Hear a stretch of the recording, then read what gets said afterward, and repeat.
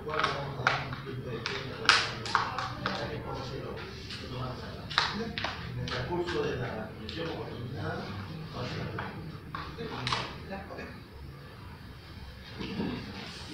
buenas tardes, señores profesores y jurados presentes, amigos y familiares.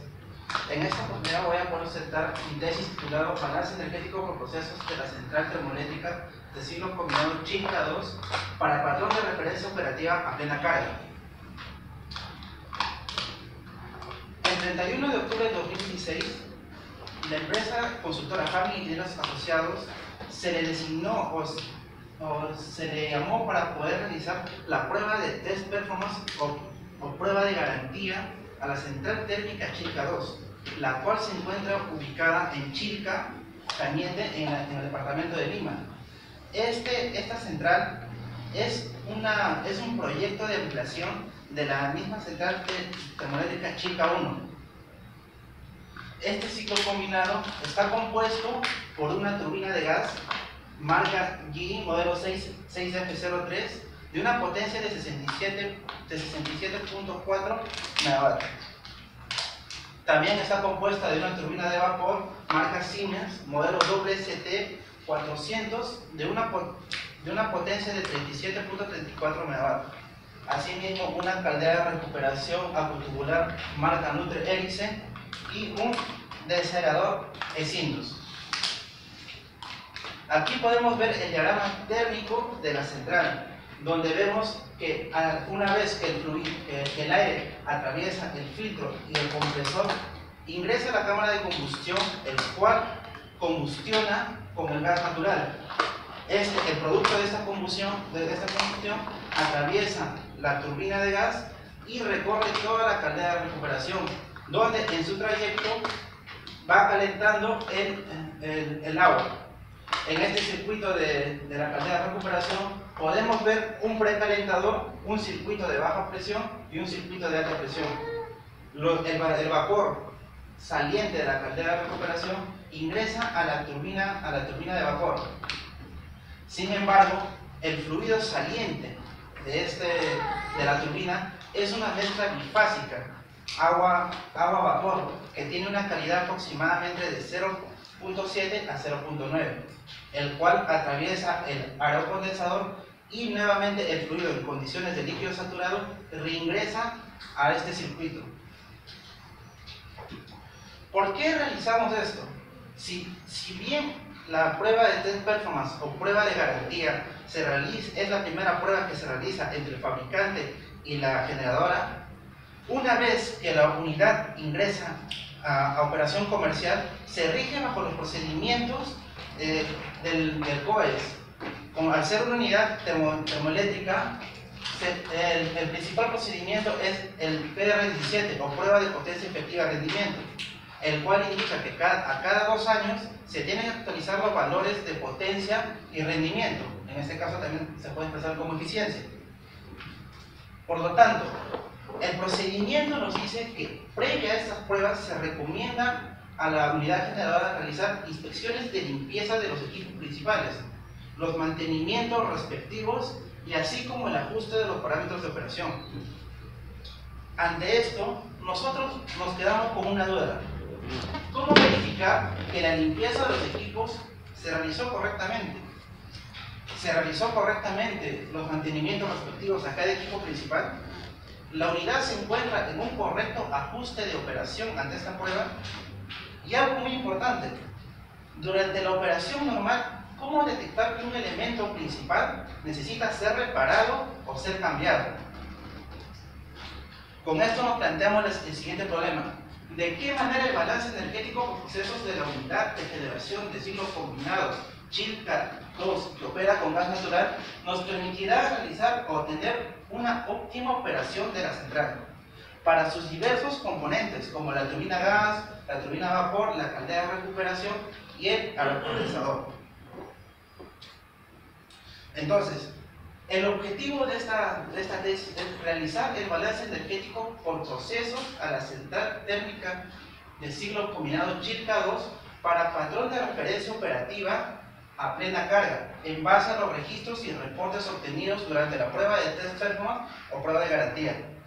Asimismo, nos planteamos unos objetivos específicos, el cual es determinar los parámetros de operación de los procesos de la central térmica Chilca 2. Una vez teniendo esto, poder contrastar los resultados obtenidos de este balance energético con los valores registrados durante la prueba de garantía. Asimismo, poder contrastar estos resultados obtenidos de este balance energético con valores que se pueden obtener de otros softwares similares que se encuentran en el mercado y son muy usados. Finalmente, determinar la influencia de la eficiencia en el costo de generación de la energía eléctrica. Bien, durante la prueba de test performance se realizaron varios grupos para la recolección de los datos. La empresa consultora Hamel Ingenieros Asociados se encargó de registrar la potencia de la turbina de gas, la potencia de la turbina de vapor y las condiciones ambientales como presión, temperatura y humedad relativa. Asimismo, el fabricante de la turbina de gas, General Electric, se encargó de registrar parámetros como flujo, presión, temperatura, poder calorífico del gas natural, temperatura de gases de escape y una serie de parámetros adicionales. Por otra parte, Siemens, que es el fabricante de la turbina de vapor, registró no solamente los parámetros de la turbina de vapor, sino la de la caldera de recuperación y del aerocondensador. Algunos de los parámetros registrados son el flujo de vapor de baja y alta presión, la temperatura y presión de entrada de vapor de baja y alta presión, los flujos de agua de alimentación y la temperatura de salida de los gases de escape de la caldera de recuperación de calor. Por otra parte, si bien ENGIE Energía Perú, que es la propietaria de la central, no registró ningún parámetro, proporcionó su cromatógrafo para poder nosotros obtener la composición del gas natural. Bien, ahora, nosotros ya contamos con los datos. Necesitamos un software de apoyo para poder elaborar este balance energético. El software Thermoflow fue un software utilizado a solicitud del cliente, el cual es un software modular que nos permite realizar un balance energético de cualquier central y asimismo poder diseñar proyectos, ya sea de repotenciación, proyectos nuevos. La ventaja de este software es que cuenta con una amplia librería y dentro de ellos tiene las especificaciones técnicas de todos los turbinas a gas, vapor del mercado, por lo cual si utilizamos este software solamente requerimos ciertos parámetros y ciertos ajustes para que internamente nos arroje el balance energético en sí. La desventaja principal que considero es el alto costo que requiere para el uso, en este caso la licencia, que son aproximadamente $15,000 anuales.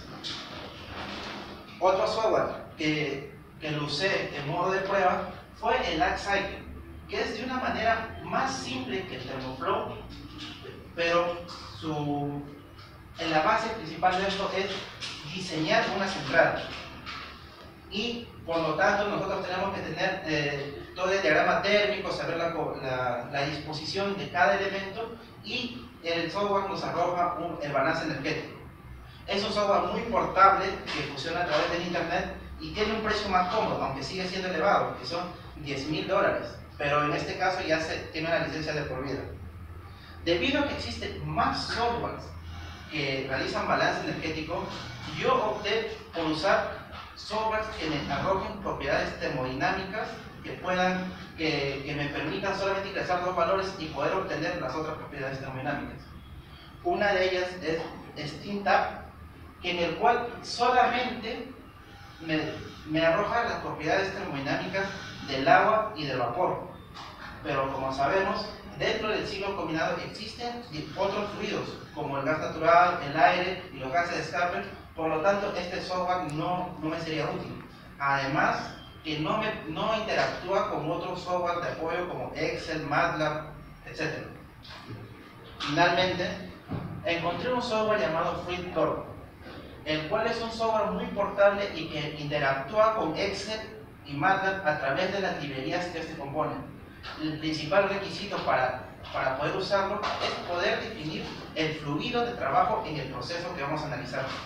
Y contando con dos variables de este proceso, nosotros podemos obtener las propiedades termodinámicas en este estado analizado. Finalmente, como resumen, opté por usar el software FluidCode. Con los datos obtenidos, el software encontrado de apoyo, planteamos la siguiente metodología para realizar el balance energético. Primero, hacemos un análisis químico de los fluidos de trabajo en cada proceso del ciclo combinado y en qué parte van a intervenir. Primero, se hará el análisis químico del aire, que es el fluido que ingresa al compresor, que por lo generalmente está compuesto por oxígeno en un 21% y nitrógeno en un 79%. Asimismo, como se mencionó del reporte de cromatografía de ENGIE, se tiene la composición del gas natural, que está compuesto por metano, etano, propano, CO2 y nitrógeno. Producto de la combustión de estos dos fluidos en la cámara de combustión, se dan los gases de escape que atraviesan la turbina de gas y recorren toda la caldera de recuperación, realizando un balance estequiométrico con exceso de aire. Podemos calcular los coeficientes de los componentes del gas de escape, que están compuestos por CO2, aguas, oxígeno y nitrógeno. Realizando y despejando dichas ecuaciones podemos obtener la composición química de cada una de ellas.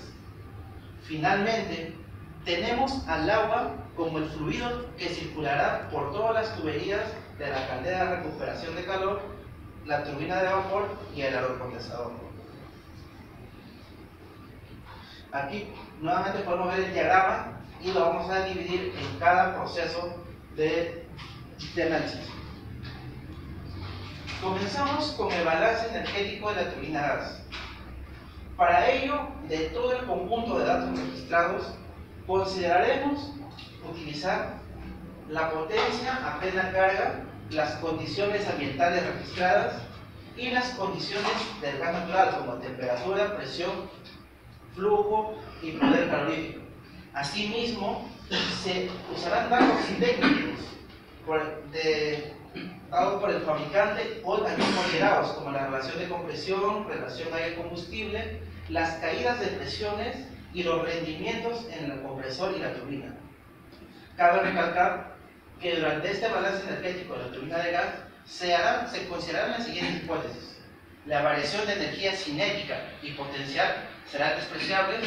Se considerará un régimen estacionario, superficies adiabáticas y se utilizará el modelo del gas ideal.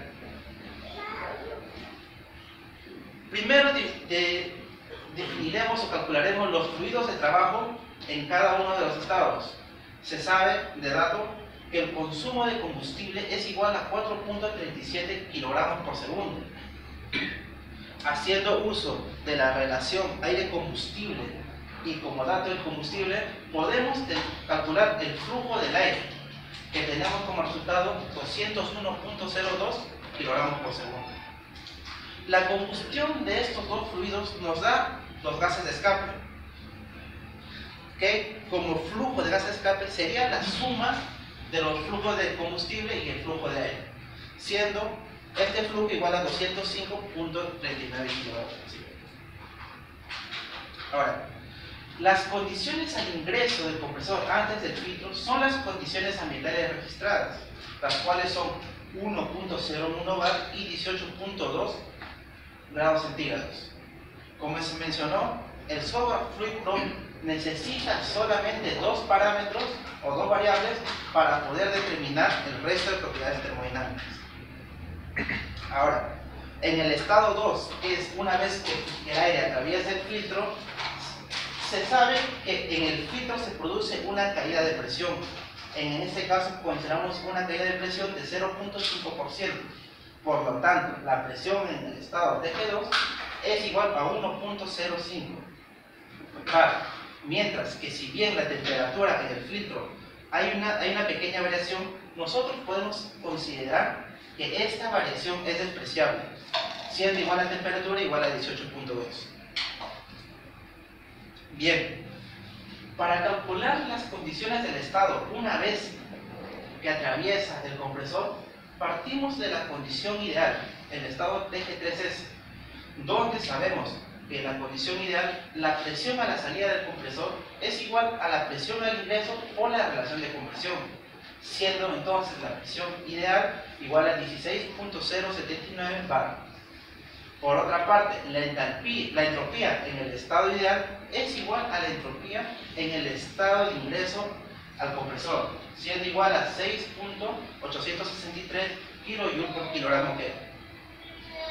Teniendo ya las condiciones ideales, procedemos a calcular las condiciones reales, donde se sabe que la presión real es igual a la presión ideal, siendo este 16.079 bar.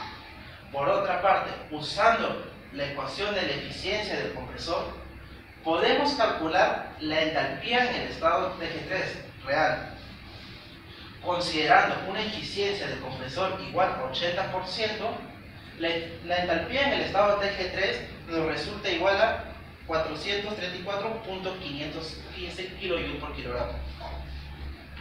Ahora, teniendo los estados de ingreso y salida del compresor, podemos calcular la potencia consumida por el compresor, que es igual al flujo de aire por la entalpía por la diferencia de entalpías a la salida y al ingreso del compresor, resultando la potencia consumida por el compresor igual a 88.73.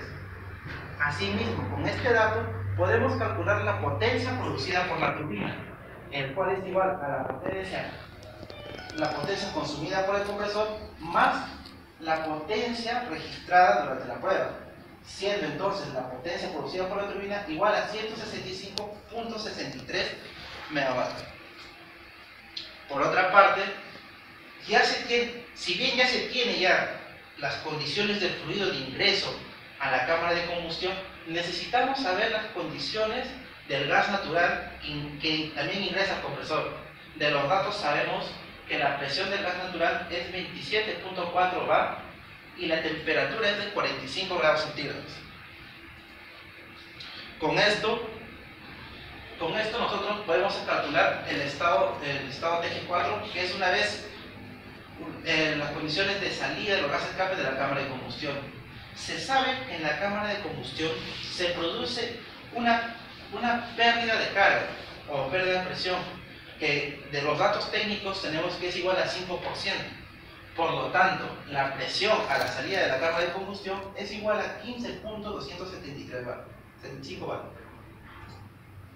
Por otra parte, tomando como volumen de control la cámara de combustión interna, realizamos un balance energético, donde el flujo de gases por la entalpía en el estado TG4 es igual al flujo de aire por la entalpía en el estado TG3 más el flujo del combustible por la entalpía en el estado del gas natural.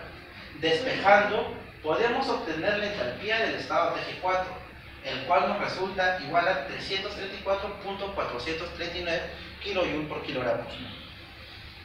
Ahora, para calcular la condición de salida de la turbina, partimos analizando o teniendo como volumen de control a la turbina, donde se sabe que el flujo de gases al ingreso es igual al flujo de gases por la entalpía en el estado TG5 más la energía o la potencia producida por la turbina.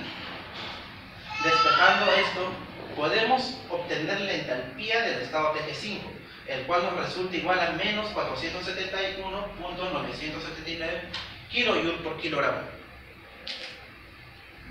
Ahora, para calcular la otra variable, vamos a analizar la condición ideal de la turbina, en este caso el estado TG5S. Para calcular la entalpía en el estado TG5S, usamos la ecuación de la eficiencia de la turbina, donde despejando podemos obtener la entalpía en el estado ideal, y considerando que la eficiencia de la turbina es igual a 90%, tenemos como resultado una entalpía de menos 561.581 kJ por kilogramo.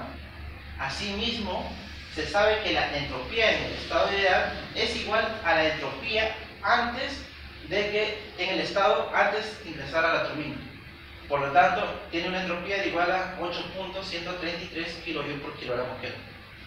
Teniendo ya las condiciones termodinámicas en este estado, sabemos que en la condición real, la presión en el estado real es igual a la presión en el estado ideal. Por lo tanto, la presión es igual a 1.04 bar. Con esto, tenemos finalizado el primer proceso, el ciclo Brayton, y aquí podemos ver un resumen de cada estado con sus parámetros respectivos. Ahora, los gases de escape ingresan a la caldera de recuperación, por lo que nuestro siguiente proceso a analizar será la caldera de recuperación de calor. Para analizar el balance de la caldera de recuperación de calor, consideraremos algunos datos registrados, como la temperatura de entrada, presión y flujo de vapor a la entrada de la turbina de baja y alta presión, las condiciones de agua de alimentación y las condiciones de los gases de escape a la salida de la caldera de recuperación de calor. Asimismo, se consideran datos técnicos como la pérdida de presión en los economizadores, en los sobrecalentadores y en el precalentador. Datos de diseño como el pinch point y el approach, y los rendimientos isentrópicos de las bombas.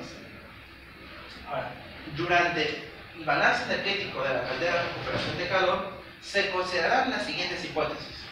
La variación de energía cinética y potencial serán despreciables. Se considerará un régimen estacionario, las superficies adiabáticas, la presión de los flujos en el calerín serán constantes, las condiciones a la entrada y salida del evaporador se considerarán estados de saturación. Asimismo, la entrada de agua a las bombas será como líquido saturado. Ahora, para realizar el balance energético de la caldera de recuperación de calor, lo dividiremos en 4 subprocesos. El precalentador, que es el circuito de verde, el circuito de baja presión, que podemos ver el color celeste, el circuito de alta presión, el de anaranjado, y por último, analizaremos cómo es el comportamiento de los gases de escape una vez atravesados cada componente de la caldera de recuperación de calor. Comenzamos con el precalentador, donde de los datos que tenemos nosotros registrados, tenemos que tiene una presión de 1.5 bar y una temperatura de 53 grados centígrados. Y como el flujo de trabajo va a ser igual a los flujos la suma de los flujos analizados en el circuito de baja y alta presión, el flujo que ingresa al precalentador será igual a 36.1 kilogramos por segundo. Asimismo, se tiene como dato que va a haber un flujo de recirculación, el cual es 10% del flujo total. Calculando este flujo nos da igual a 3.61 e intervienen en los procesos AA4 y AA5. Como se sabe que los flujos que va a atravesar el precalentador es la suma de ingreso más el flujo de recirculación, tenemos que el flujo al ingreso y salida del precalentador, que son los estados AA2 y AA3, es igual a 39.41 kilogramos por segundo. Ahora, para nosotros calcular el estado AA2, que es las condiciones de ingreso al precalentador, sabemos que la presión AA2 es igual a AA1, debido a que en este circuito podemos ver que las presiones son iguales.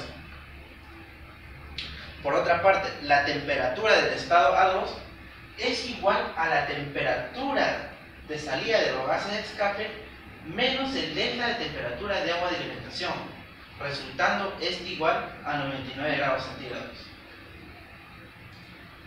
Ahora, para poder calcular las condiciones a la salida del precalentador, nosotros primero calculamos la presión, donde sabemos que en el precalentador se produce una caída de presión que es igual a 5%. Por lo tanto, tenemos como presión igual a 1.425 bar. Por otra parte, en el precalentador se da un incremento de temperatura producto de los gases de escape. Por lo tanto, la temperatura en este estado será la temperatura de ingreso más el delta producido en el precalentador, resultando como temperatura igual a 109 grados centígrados. Ahora, nosotros de esta gráfica podemos ver que los estados AA4, AA6 son igual a los estados A3, por lo tanto comparten las mismas propiedades. Bien, en el lado del circuito de recirculación vemos que el fluido atraviesa una bomba de recirculación. Para ello tenemos como dato que la presión en el estado AA5 es igual a la presión en el estado AA1, igual a 1.5 bar. Ahora, usaremos la condición ideal para poder calcular la entalpía en el estado TG5S. La entalpía en el estado TG5S es igual a la entalpía antes de ingresar a la bomba más el volumen específico antes de ingresar a la bomba por el producto de la diferencia de presiones a la salida y al ingreso de la bomba de recirculación, teniendo como entalpía en el estado ideal de la salida de la bomba igual a menos 2096.673 kilojoule por kilogramo. Con este valor y haciendo uso de la ecuación de la eficiencia de la bomba de recirculación, podemos nosotros despejar la entalpía del estado AA5, considerando una eficiencia de la bomba de recirculación igual a 75%, calculamos la entalpía en el estado real, que es igual a menos 2096.670 kJ por kilogramo. Ahora, siguiendo el circuito, nos encontramos con el descerador y el calderín del descerador. Para ello, como se mencionó inicialmente, se tiene como condición que la presión en los fluidos con el calderín son constantes. Por lo tanto, la presión en el estado AA7, AA8, AA9 es igual a la presión en el estado AA6, igual a 1.425 bar. Ahora, también se tiene como condición que los fluidos de ingreso y salida del evaporador serán de condiciones de saturación. Por lo tanto, al ingreso del evaporador en estado AA7 se considera un estado de líquido saturado, mientras que a la salida de esta se considerará como estado de vapor saturado. Tomando como volumen de control el descerador, se realizará un balance energético, pero dado que el flujo en todos estos estados son el mismo, se tiene que las entalpías de ingreso al calderín son igual a las entalpías de salida. Despejando, podemos obtener la entalpía en el estado AA9, que es igual a 151.196 kJ por kilogramo. Bien, con eso pudimos obtener los estados del precalentador. Ahora analizaremos el circuito de baja presión, donde se tiene como dato las condiciones de ingreso del vapor a la turbina de baja presión. Como se tiene la hipótesis que la variación de energía cinética y potencial son despreciables, se tiene que la presión en el estado BP7 es igual a 15.32, mientras que la temperatura es igual a 309 grados centígrados. Bien, el fluido antes de ingresar al sobrecalentador, o sea, saliente del calderín, tiene una presión producto de que se calcula como una presión se produce en el sobrecalentador una caída de presión que por diseño se tiene igual a 5%. Por lo tanto, podemos calcular la presión en el estado BP6, que es igual a 16.126 bar. Asimismo, de la hipótesis que en el calderín la presión de todos los fluidos que intervienen son constantes o iguales, la presión en el estado BP5, BP4, BP3 son igual a la presión del estado BP6, igual a 16.126 bar. Por otra parte, nuevamente se tiene que la condición que en el evaporador las condiciones son de saturación. El estado BP5 será vapor saturado y el estado BP4 será líquido saturado. Ahora, para poder calcular la temperatura de ingreso al calderín, haremos uso de un dato de diseño que es el approach. Con esto y teniendo la temperatura al ingreso del evaporador, podemos calcular esta temperatura, resultando igual a 194.786 grados centígrados.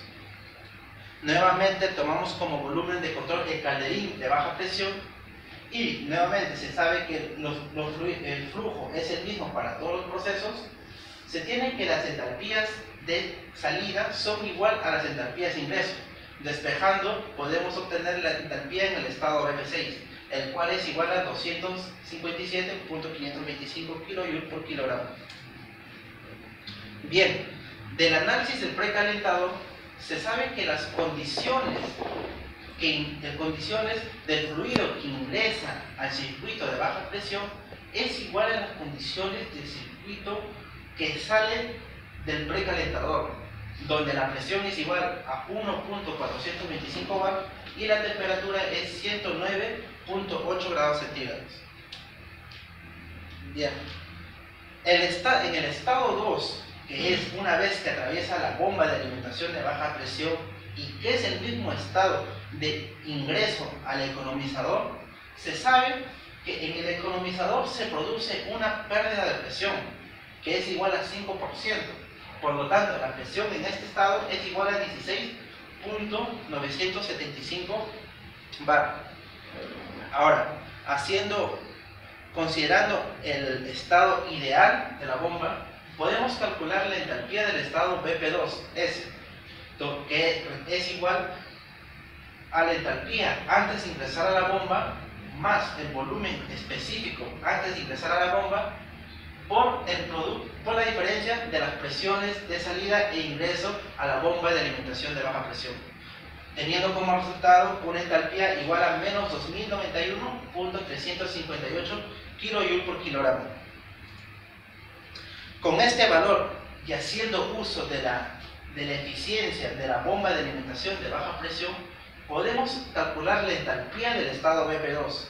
Para ello, consideramos que la bomba de alimentación de baja presión tiene una eficiencia de 75%, resultando el estado BP2 con una entalpía de menos 2090.704 kJ por kilogramo. Con esto ya tenemos definido el circuito de baja presión. De manera análoga se realizará el análisis para el circuito de baja presión, donde también se conocen las condiciones de ingreso de vapor a la turbina de alta presión, y como se considera que la variación de energía potencial y cinética es despreciable, se tienen que las condiciones en el estado AP11 es igual a 90.72 bar y 540 grados centígrados. Si bien vemos un atemperador, este atemperador por lo general se encuentra cerrado. Por lo tanto, podemos calcular la entalpía a la salida, podemos calcular la presión a la salida del calderín de alta presión. Ahora, notamos que tenemos dos sobrecalentadores, pero como se mencionó que el atemperador está cerrado, se puede tomar como uno solo estos dos sobrecalentadores. Bueno, la presión en el estado AP10 se calcula como la presión en el estado AP11 entre la pérdida de presión que se produce en el sobrecalentador, que se tiene como dato que es 5%. Por lo tanto, la presión en el estado AP10 es igual a 95.495 bar. De la hipótesis que en el calderín todos los flujos de trabajo mantienen la misma presión, se tiene que la presión en el estado AP9, AP8, AP7 es igual a la presión en el estado AP10, igual a 95.495 bar. Asimismo, se tiene que en el evaporador los fluidos de trabajo se encuentran en saturación, estado de saturación. Por lo tanto, el estado AP9 es vapor saturado, mientras que el estado AP8 es líquido saturado. Nuevamente, haciendo uso de un parámetro de diseño que es el approach, podemos calcular la temperatura al ingreso del calderín, que es igual a 300.302 grados centígrados. Tomando como volumen de control el calderín, se tiene que las entalpías de ingreso a este calderín es igual a las entalpías de salida. Despejando podemos calcular la entalpía del estado AP10, resultando este igual a 244.759 kJ por kilogramo. Nuevamente, del análisis del precalentador, se sabe que las condiciones de ingreso al circuito de baja presión es igual a las condiciones de salida del precalentador, que son 1.425 bar y 109.8 grados centígrados. A diferencia del circuito de baja presión, en alta presión nosotros tenemos 13 economizadores y como dato tenemos que la caída de presión en cada economizador es igual a 1.7%. Por lo tanto, la presión en el estado AA6 es igual a 97.146 bar. En el estado AP5, la presión es igual a 98.826 bar. Mientras que finalmente en el estado AP4, la presión es igual a 100.535 bar. Ahora, nos encontramos nuevamente con la bomba de alimentación de alta presión, donde se sabe que la presión en el estado 2 es igual a la presión en el estado 4 debido a que el temperador se encuentra cerrado. Bien, haciendo uso del estado ideal, sabemos que la entalpía en el estado AP2S es igual a la entalpía al ingreso de la bomba de alimentación de alta presión más el volumen específico antes de ingresar a la bomba por la diferencia de presión de salida e ingreso de la bomba de alimentación de alta presión, resultando como entalpía ideal igual a menos 2080.821 kJ por kilogramo. Con este valor y haciendo uso de la eficiencia de la bomba de alimentación de alta presión, podemos nosotros calcular la entalpía real del estado AP2, tomando como eficiencia de la bomba de alimentación de alta presión igual a 75%, la entalpía en este estado es igual a menos 2076.654 kJ por kilogramo. Bien, como se mencionó, se sabe que el temperador se encuentra cerrado, por lo tanto, las condiciones del estado AP2 es igual a las condiciones en el estado AP4, disculpen. Bien, se tienen las condiciones de ingreso y salida del conjunto de economizadores de alta presión. Nosotros consideramos que el salto entálpico entre uno y otro economizador será el mismo. Por lo tanto, la entalpía en el estado AP5 es igual a menos 1765.81 kJ por kilogramo y la entalpía en el estado AP6 será igual a menos 1454.965 kJ por kilogramo. Con eso hemos terminado todo el circuito agua-vapor de la caldera de recuperación de calor. Ahora analizaremos el balance, cómo se comportan los gases de escape una vez que atraviesan cada componente de la caldera de recuperación de calor. Sabemos de dato que las condiciones al ingreso de la caldera de recuperación de calor es igual a las condiciones de salida de la turbina de gas, igual a 1.040 bar y 612.88 grados centígrados. Se sabe que la presión a través de toda la caldera de recuperación será el mismo para todos los estados. Igualmente, el flujo para todos los estados será el mismo. Bien, comenzaremos analizando el estado HRSG3, haciendo uso de un dato de diseño, que es el pinch point, con el cual podemos calcular su temperatura, el cual es 312.302 grados centígrados. Ahora, tomando como volumen de control el evaporador, podemos calcular nosotros la entalpía en el estado HRSG2, el cual es menos 595.878 kJ por kilogramo. De igual modo, tomamos como volumen de control el economizador número 3 de alta presión para poder calcular la entalpía del estado HRSG4, que es igual a menos 864.837 kJ por kilogramo. Continuamos tomando como volumen de control el sobrecalentador de baja presión para poder calcular la entalpía del estado HRSG5, el cual nos resulta igual a menos 869.401 kJ por kilogramo. Siguiendo el circuito, analizaremos el economizador número 2 de alta presión, donde nuevamente se realizará un balance energético para poder calcular la entalpía en el estado HRSG6, el cual nos resulta igual a menos 918.587 kJ por kilogramo. Nuevamente, pero esta vez en baja presión, haciendo uso de un dato de diseño, el pinch point de baja presión, podemos calcular la temperatura de los gases de escape en el estado HRSG8, que es igual a 211.786 grados centígrados. Ahora, tomamos como volumen de control el evaporador de baja presión para poder realizar el balance energético y así obtener la entalpía en el estado HRSG7, el cual nos resulta igual a 890.613 kJ por kilogramo.